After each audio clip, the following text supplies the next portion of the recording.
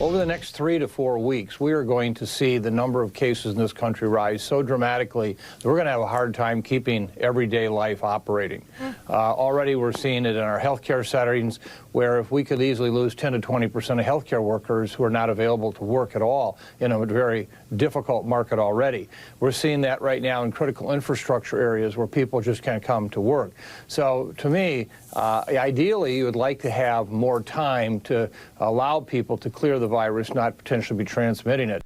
Oh, isn't that exciting, everybody? And was Dr. Osterholm correct yesterday when he said, yes, he was correct. So let's listen to Dr. Osterholm, because we hit, we're number one, damn it.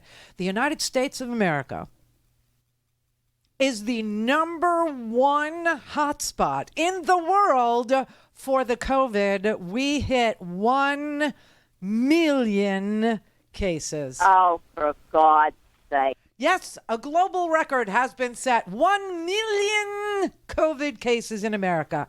Who's going up to the podium to accept that award? Let's nominate Ron Death Sentence. Let's nominate him. Or perhaps we could nominate our Surgeon General, our brand new, shiny, polished Surgeon General, Dr. Ladapo. Yes, Dr. Ladapo of the great state of Florida. I mean, yes, things are always worse in Florida, but you know, do you have any idea what the increase in caseload is in Florida? Everybody? Anybody? It's almost 1,000% increase since Christmas Day. The actual number is 948%. There's a 948% rise in cases in Florida since Christmas Day, from Christmas Day to New Year's Day. Now, yes, I agree. It's always worse in Florida. I mean, you know, America has coyotes. Florida has alligators. America has meth. We have bath salts. You understand? This is a really effed up place. America has Trump. Florida has Trump and Ron Death Sentence. And now Dr. Ladapo. It's the trifecta of bad medicine. What'd John Bon Jovi say? Your love is like bad medicine. Bad medicine. It's all I need. You want to meet our Surgeon General? Here is our Surgeon General, Dr. Joseph Ladapo, yesterday. We're going to be working to unwind the sort of testing psychology that our federal leadership has managed to, unfortunately, get most of the country in over the last 2 years. What? We need to unwind this testing sort of planning and living one's life around testing. Right. Without it, we're going to be sort of stuck in the same cycle. So, you know, it's really time for people to be living, to make the decisions they want regarding vaccination, to enjoy the fact that many people have natural immunity. What is, look, just leave that up there for just a brief moment, Brett, because the irony, I mean, it's rain on your wedding day. It's the free advice you just can't take. Early treatment saves lives. That is the sign. He is standing at a podium that bears the message, early treatment saves lives. So why test? Why find out early? Seriously, dude, that is our new Surgeon General of the state of Florida. You know, I mean, listen, America, you will eventually catch up to Florida. You will. But by then, we will have moved on. All this work they did on gerrymandering, it's all going to be for nothing. For nothing, because they're killing their freaking voters. They're literally killing them. It's like the wacko bird of the coal mine of America, Florida is. So when you look at our caseload and you see that we have increased the number of cases by 948%, okay, and that America has reached the awesome 1 million mark of COVID cases since Christmas. I mean, it's just, wow. And here's another real fun fact.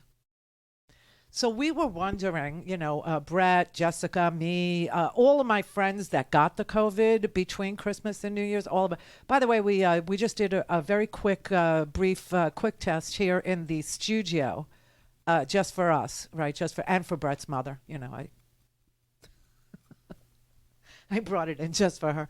But yeah, we're both negative. But now we don't know if we're really negative because we decided we were going to listen to Dr. Michael Osterholm, who said the next 3 weeks are going to be like freakishly crazy, right? I mean, like, critical infrastructure, no people in the hospital. We've already lost 20% of the staffing at hospitals because they got sick. We've already lost 20%. We all know about all the flights that are canceled. We all know about that. I wonder how many people are paying attention to how many police and firefighters and EMTs have called in sick because they're sick. But here's what Dr. Michael Osterholm said about the testing that we did here in the studio just a brief moment ago in order that we might be free to do the show today, right? He said the at-home testing really blows, is what he said. Well, there are three issues with testing that we have to be aware of right now. Number one is you have to distinguish between the PCR test and what is the over-the-counter test.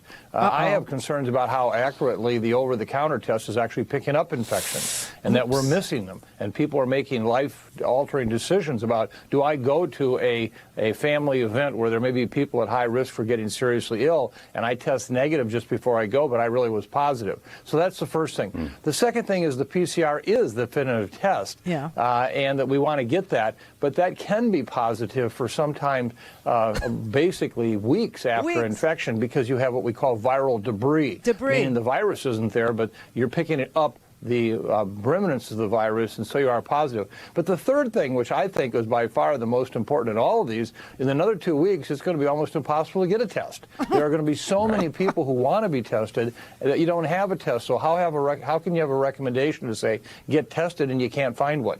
Look here, brother, it's just cosmic debris. I honestly, Frank Zappa totally understood this world. He totally got it. But this is crazy. This is nuts because we did at-home tests. Okay, that's all you can get your hands on, right? Is an at-home test.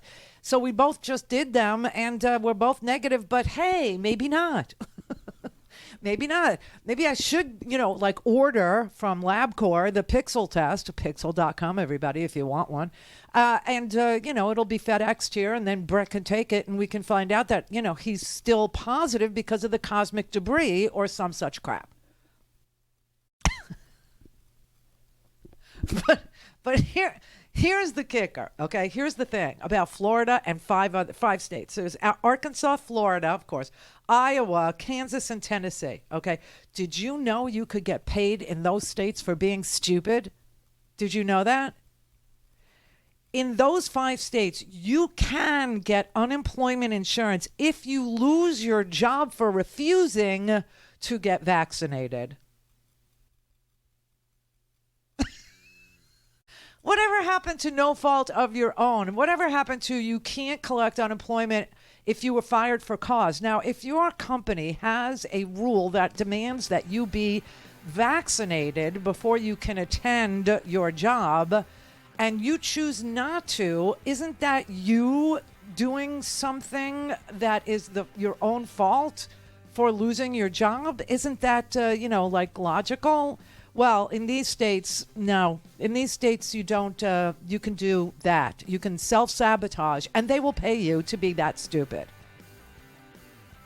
And if you missed which 5 states it is, just Google bottom 5 states. The other thing is, okay, there is no way for hospitals to determine which variant you have, Delta or Omicron, and the treatment is different for Delta than Omicron. Good luck, everybody. God bless. Oh!